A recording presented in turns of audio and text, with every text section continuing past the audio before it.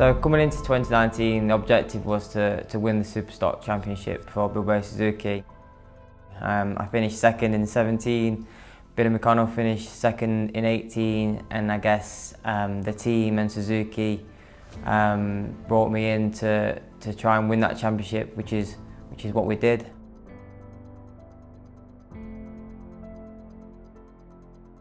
So round one, the national circuit, Silverstone. From the off, I was strong, and I knew I was strong in certain areas, and I used that to my advantage. I think I qualified pole, and actually it was a joint pole position, and it went on count back to another rider who actually got it because his second lap was faster than my first lap. So we started from second, but I knew I had the pace, which was going to be for the first 100-mile race of the year. A two-part race, I would have, I think, 25 laps in each leg. I always had a strength in one part of the circuit, which I knew would be crucial come later in the race, and it paid dividends because it actually was the corner that I passed on twice to take the win, both on the last lap in both parts of the race. Race 2 on the Sunday was just a normal straight race. I think I started from third position from my fastest lap from the two previous races. I was in for the fight for the win, but I never felt like I could win it, and I knew really that it was going to be a long year and it was going to be a tough battle between the riders that was involved in that race. So, you know, to settle for third position was the best that really I could have hoped or could have achieved that day, which wasn't ideal. It would have been nice to win all three races, but I think we proved that we was going to be a strong package for the year. To come away from round one with 2 wins and a third and leading the championship by I think about 8 points.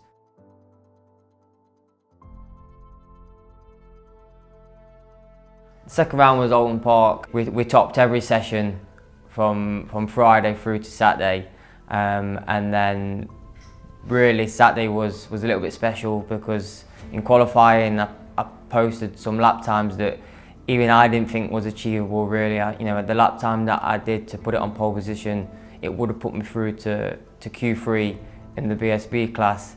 And that was just the confidence that I had already, you know, early in the season, that to achieve those sort of lap times and to be that confident, I was so excited for race day. But typical of the British weather, I woke up and race day was raining, and it threw a bit of a curveball into the situation. We did the sighting lap, and I was quite keen to switch tyres to go to the drier tyre because there was a drying line coming. The conditions had improved a little bit since warm up, but we made a team decision on the grid that if our competitors were staying on the wet tyres, then we would do the same. It became a 2-horse race between myself and Taylor McKenzie, and he dug deep in a few areas, but I had an answer for him when it mattered most. And again, it was down to the last lap, last bend scenario, and you know, I managed to do the cutback, which is like I say, something I've done in the past. So I was quite confident that if he was going to come past at that point, that I could cut back and outrun him to the line, which we did that. You know, it was great because we all like a last lap, last battle type thing, and to come out on top is always pretty special. So yeah, it was round 2 was again confidence inspiring. It was all looking good for.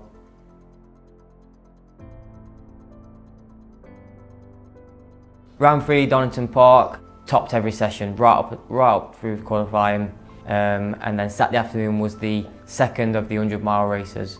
Got stuck into the first part. I think I led from start to finish. But with those races, you never quite relax between the break because you know you've only done half distance really, albeit you've done a full race run. You've only got the half point, so you need to stay focused and concentrate on the second part of that race, which was a little bit different. I got the old shot again, but typical of Superstock, the riders around me got quite excited, and I think I dropped back to about 5th or 6th place. But in my helmet, I was sort of smiling because I knew that I had more pace than anybody that day. And I think I picked one rider off a lap, got to the lead, put a second into him, put 2 seconds into him to take both wins on the 100-mile race. again extending the championship lead, which it was only by a few points, but it's what we was trying to do, just keep chipping away. Sunday, again, typical of the British weather, woke up, absolutely torrential rain. I remember getting the old shot into turn 1 and thinking I didn't really want to be leading because I didn't want to be the pace setter on a tricky track like that. And luckily for me, I got passed by 2 or 3 riders, and I think I actually settled down in about 4th position, and I managed to catch up third. At the time it was Taylor, and the championship was looking like it was going to be between us, and I picked Taylor off. And then, in all honesty, I thought that was perhaps as far as I could get, but because of the national circuit being quite a short lap, we caught back markers quite quick, and the race leader had gone, but second place was all of a sudden coming back into sight for me. And I sort of looked at the laps to go, and the pace that I was running, it was possible to reach him if he didn't get a clear run through the back markers. And the last lap came, and I think there was about a second, and I really dug in at that point. And I think I set the fastest lap of the race on the last lap. But the best thing was actually running around the outside of Alex Oulton into the last chicane, which I think took him by surprise because he sort of defended into the last corner, thinking that I would take the natural line and go up the inside. And I just stuck to the outside line, which actually was the drier part of the track. And again, we took a few more points out of the championship and just kept pulling away from the rest of the pack. Round 4, Brands GP, probably my favourite circuit. Definitely my favourite circuit. I've had 4 BSB podiums there, a victory in 18. Again, fastest in I think every session, pole position, matching my lap record that I'd set in 17 on the Suzuki. And I was quite confident that I could get away from the rest of the guys. But for some reason, I was just struggling in sector 2. As soon as I realised I was struggling in this sector, I knew I needed to sort of change my riding style a little bit. Albeit it was perhaps a little bit too late at that point because I was already involved in the third of the 100-mile races. So I think a couple of laps to go, and I said to the guys on the pit board, just give me the last 3 laps. All I need to know is when the last 3 laps are, so I could try and put a plan together. And I managed to get to the front, and I think I put about half a second into the rest of the guys with a lap to go. And I wouldn't say it was comfortable, but it was job done for the first part of the race. And race 2 again started from pole position from my previous fastest lap. And this race it was a little bit more comfortable. There was the 3 riders again battling, but towards the end of the race, Taylor dropped off, and it was just between me and Lee.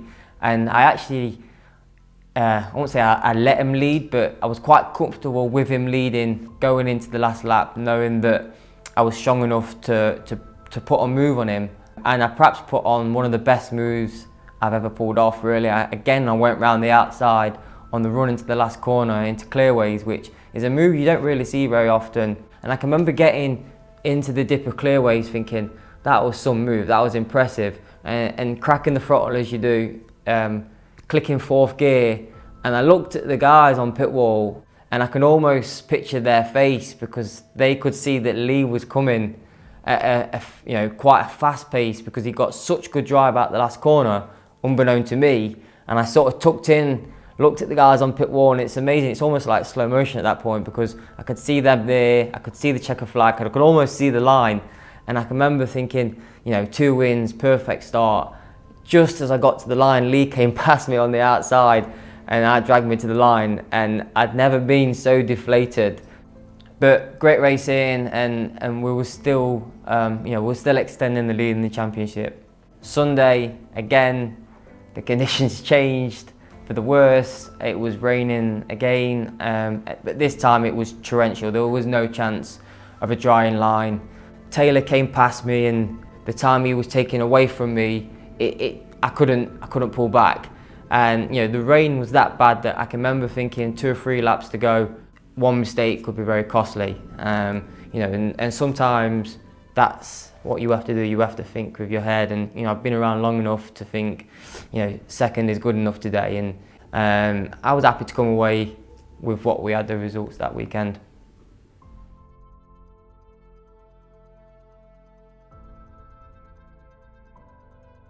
Round 5, Knockhill. We had an official BSB test up there. The test was all going so well. I was actually on track with the British Superbike boys because they combined the Superstock and the Superbikes together, which for me was like an added incentive. And I remember thinking to myself, I'm going to get stuck into this because we're at a test and what's it matter? I think it was 4 or 5 laps into a run and I actually was pretty close to Superstock lap record pace, which is something that I don't tend to do on a test day because I always try and keep myself just a little bit reserved. And perhaps I should have done that day because I ended up having quite a big crash at that test. It was a little bit of a mess, and I made a mess of my levers, and at the point that I got up and I see my bike on top of the barriers, it was a case of like, oh, that was all right. I was pushing, I crashed. I put the bike on top of the barriers. We did a proper job of it. And I left the Knockhill test almost thinking quite relieved that I'd got that first crash out of the way because I'd been riding on such a confidence boost that that a crash is just around the corner sometimes because you're pushing to the limits. And I was quite glad that I got it done at the test and not at the BSB meeting. But to get pole position, it was nice. Again, I was happy with that. And then we had a long race on the Saturday. It was a 2-race event. Conditions were perfect, which is quite unknown because it's Scotland, it always rains. And for me, this probably was my best race of the year as far as a rider's perspective. It had been 20 years since I'd won a race at Knockhill. To come from, I think I was about 1.5 seconds down with 5 or 6 laps into the race, to catch Taylor, I passed him, I broke the lap record on lap 18 of 20, won by, I think, 1.5 seconds, and my bike was working so good. It was a nice feeling that Saturday evening for sure to get that win. And then again on race day, typically it rained in very Scottish style, and the race came down to me and Taylor again. And I think Taylor passed me on lap 2 or 3, and I can remember following him for a good chunk of the race, and the spray was so bad and the vision was so bad. I just thought to myself, just use your head again, just like we did at Brands Hatch and just like we did at Donington Park, And for me, it was a no-brainer just to settle down and finish second. It was good to keep that championship lead and to take another win and a second and continue that podium.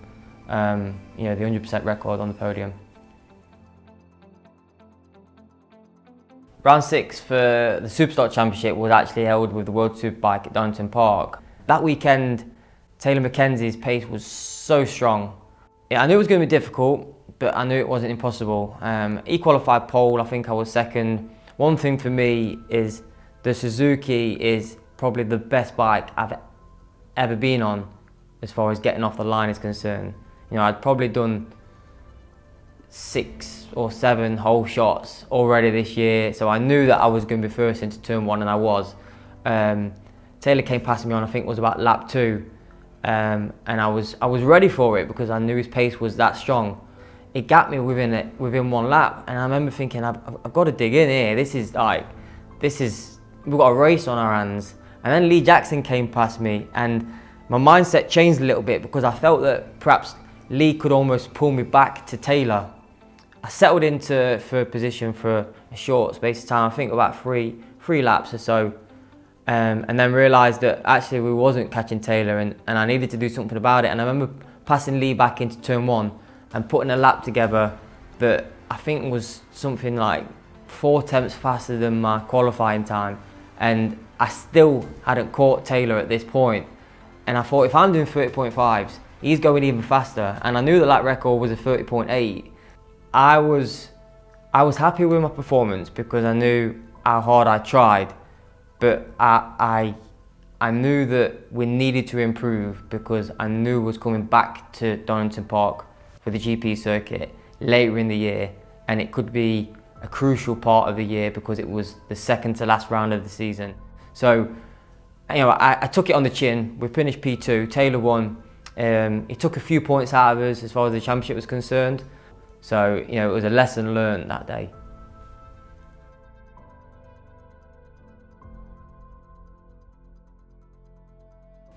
Round 7, Snetterton. Again, Friday fastest, Friday afternoon fastest in qualifying. I think I qualified on pole by nearly a second. And I can remember doing a lap time on the Saturday in qualifying, and it came up on the pit board how fast I'd gone.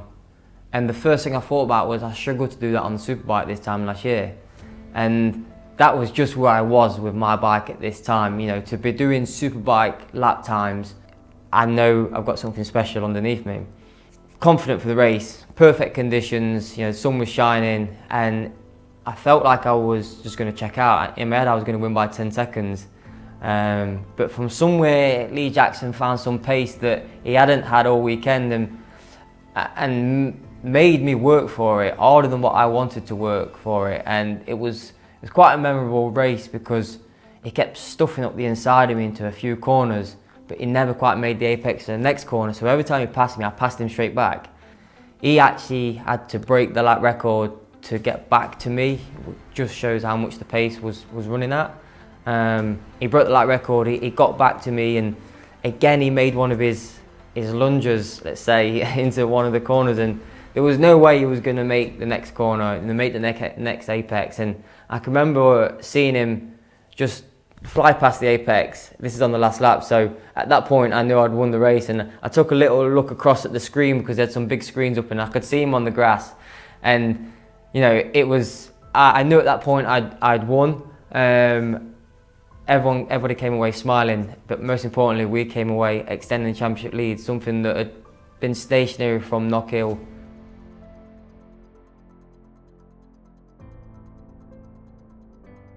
Round 8, Thruxton. Another track that I sort of took the approach like I did at Knockhill, where on paper I knew that would be a trickier circuit, and that's just the nature of that track because it's quite different to any other circuit that we go to. You know, it is the fastest circuit in the UK, but that alone brings problems with tyre wear and such. And I really felt like I'd done my hard work in practice. You know, we'd used the old tyre at times when perhaps there were new tyres going in other bikes, and we stuck to the plan. And I really felt like tyre life wasn't going to be an issue. The race, you know, conditions were perfect, perhaps a little bit too warm really, as far as Thruxton's concerned because of the tyre wear life. And I set off from pole position. I was so comfortable, and you know, the pace for me was slow. It was nothing that I hadn't done all weekend, and I think it was probably just over half race distance, and I got passed by Lee Jackson, and I was like, okay, that's good, you know, that's cool. I can follow him. I can see where his strengths are, you know, and sort of count down the laps to the end of the race. And before I knew it, Taylor came past me, and then, you know, I think 2 bends later, Billy McConnell came past me, and I remember thinking I couldn't quite work out what had happened. You know, how I'd gone from leading so comfortable at a pace that I didn't think was particularly fast to being in 4th. But you know, I knew I needed to regroup. There was still enough laps left in the race.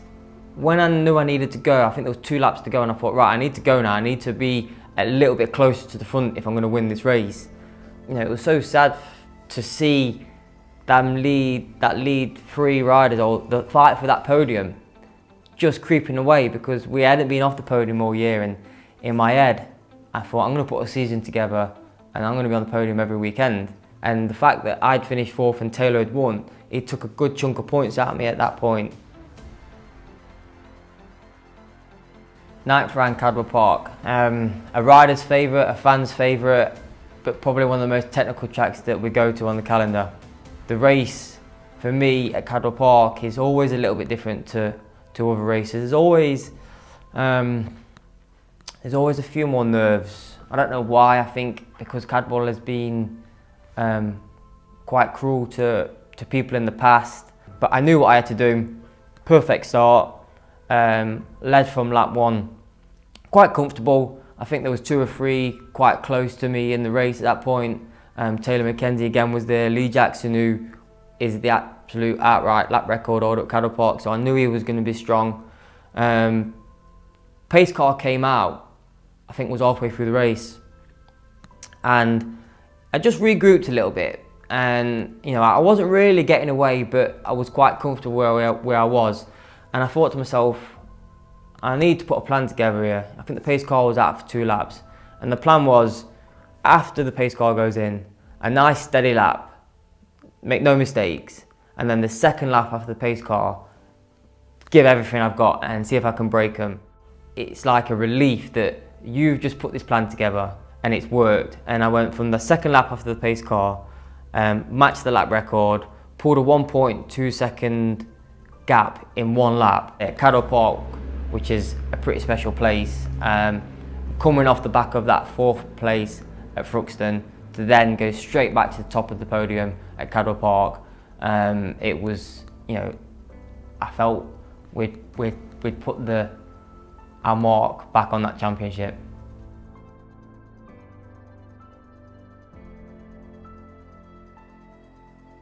Back to Oulton Park for round 10, and the weather was looking good, so hopefully we was going to get 2 dry races. I wasn't particularly fastest all weekend. I was very close. I think I was fastest in the first session. Taylor qualified on pole position for the first race on the Saturday, but it was very close. I knew that it was going to be a tough battle. We pulled up on the grid, and something that they do in BSB now is they randomly check tyre pressures. And I can remember the Pirelli guys coming to Taylor because he was just to the left of me on the pole position.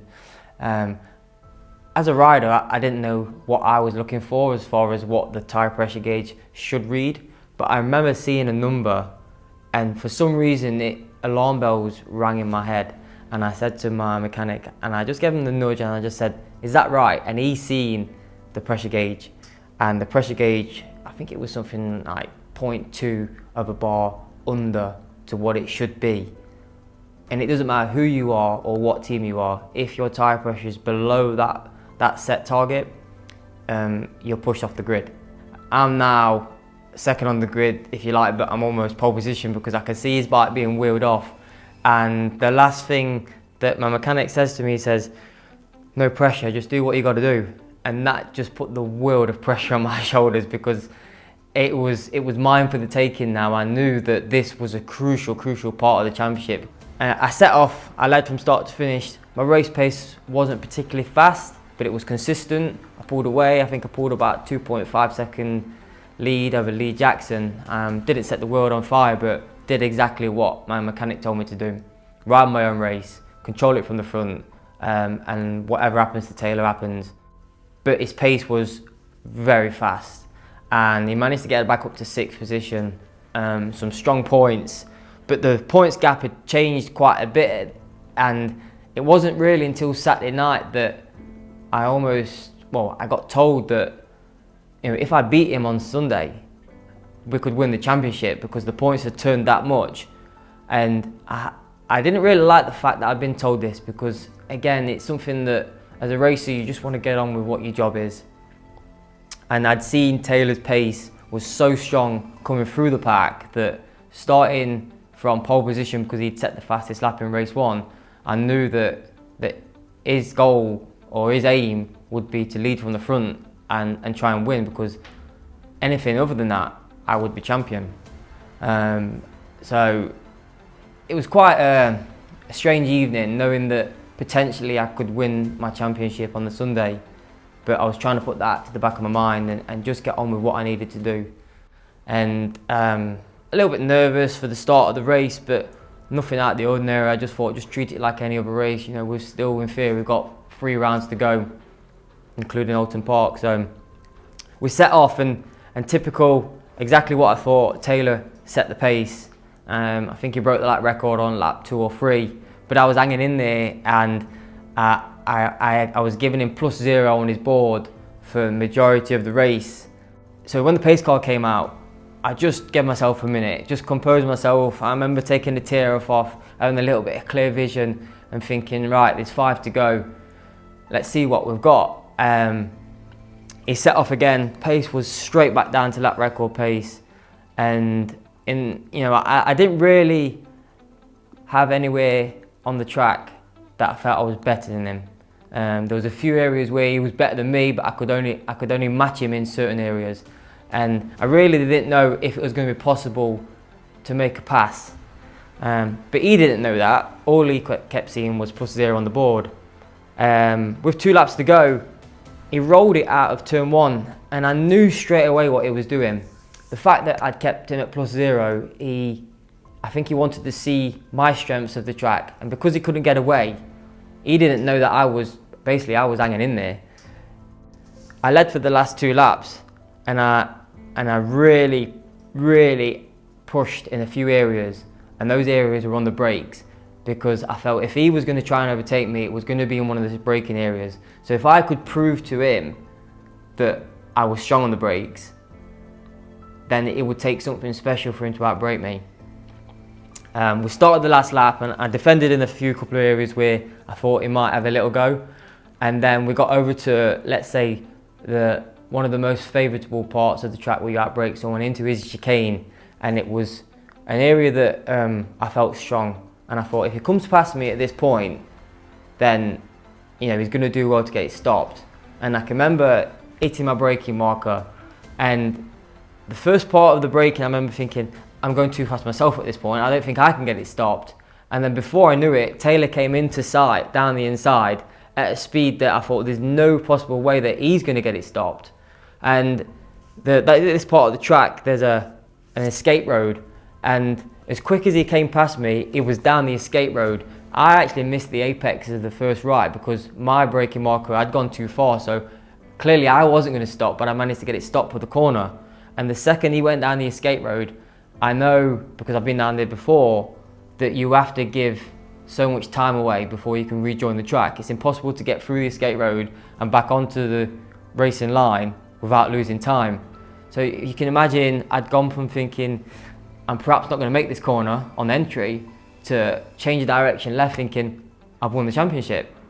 So you've got 4 or 5 bends from the Izzy chicane before you get to Lodge Corner, and I had that whole sector of track to get through, knowing that everything we had tried, had done, all the hard work, I'd won it in this scenario. And it was quite unreal really, because I really felt it was going to come down to the last couple of rounds. If not, Oulton Park was definitely going to come down to a last corner, last lap battle.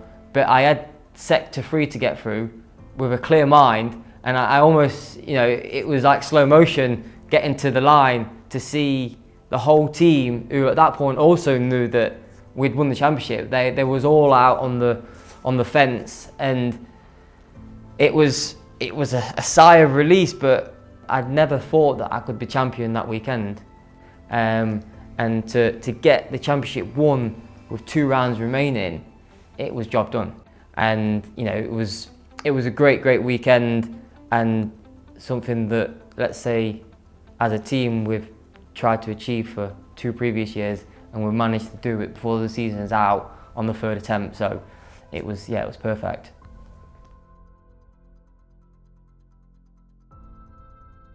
Round 11 returned to Donington Park for the 3rd time this year. I still wanted to fight, even though we was champion. I was proudly running the number 1 plate, something that I've never done in my career. Typically the conditions changed again on race day, and there was a small drying line, and I got a poor start. I was down in about 5th or 6th at the start. Taylor was leading, and I had such a good feeling on my bike. I was passing people on the damp part of the track. I was taking risks and getting away with it. Managed to get through to 2nd, and then the pace car came out, and I was like, perfect, right, I've done the hard bit, I've got past the rider that I need to get to, it's back to me and Taylor now. Pace car went in, and the conditions were quite cold, and he had a small mistake, a small slide coming out of Redgate after the pace car, and I passed him. I wanted to repay the compliment by beating him this time round, and I got through the first part of that lap clean, and then unbeknown to me, Taylor actually crashed on that lap at Coppice, quite a nasty high side. I didn't know until I came back round the next lap and seeing his bike, being picked up by the marshals, that he had crashed, and it took the edge off the race for me, because I really wanted to beat Taylor fair and square at Donington Park because he'd beat me there early in the year. That I don't know why, but I perhaps shouldn't have done, but I sort of just settled a little bit in that race, and I got caught off guard by Chrissy Rouse on the Kawasaki, and I wasn't too forced. I was like, okay, let's see what he's got. The track wasn't perfect. It was a little bit damp in areas. He was willing to risk a little bit more than me. Perhaps because I'd won the championship, I didn't really want to end up chucking the bike in the gravel. And his pace was strong enough to be winning the race. Again, I got beat at Donington Park, albeit by another rider, but it's somewhere that I wanted to win because I'd lost there earlier in the year. I was happy with second. The podium, it was good. We'd been on the podium at every single round apart from Thruxton, and I think if you'd given that podium to somebody else, they'd have been over the moon with it. But to me, it was a little bit not what I expected for myself. So.